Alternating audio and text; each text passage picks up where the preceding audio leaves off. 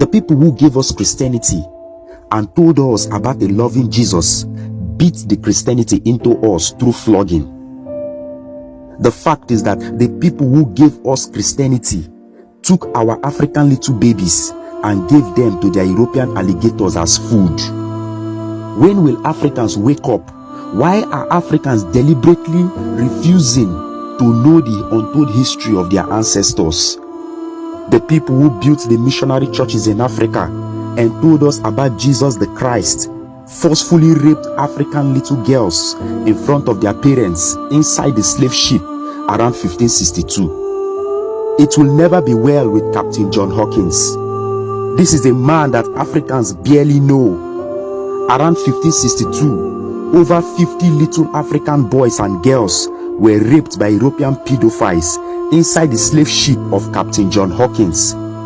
This British slave trader landed his ship at Sierra Leone and deceived over 300 Africans into the ship, where they were brutally and sexually molested and abused.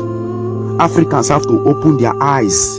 Hawkins had no remorse in the enslavement of Africans to the extent of having a crest that shows a young African girl tied while she is naked. Hawkins was so proud of making so much money from the enslavement of innocent Africans, and this is not something new to Queen Elizabeth I, who gave those slave ships out for Africans to be forcefully loaded into the New World. The Catholic Church endorsed the enslavement of Africans.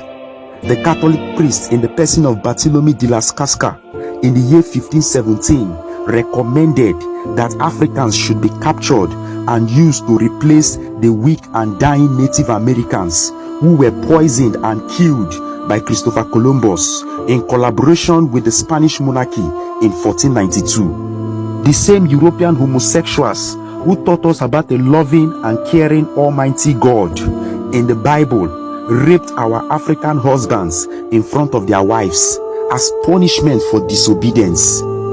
They forced African brothers and sisters to have sex in the slave ship in order to have baby slaves. In some of the plantations in America, European sex addicts forcefully raped African women in front of their husbands and children. Many African men who tried to speak were killed before they could open their mouth to say anything. This is the people who gave us Christianity, and this is the people we are following their religion of a loving and dying Christ. We should wake up because we are still sleeping.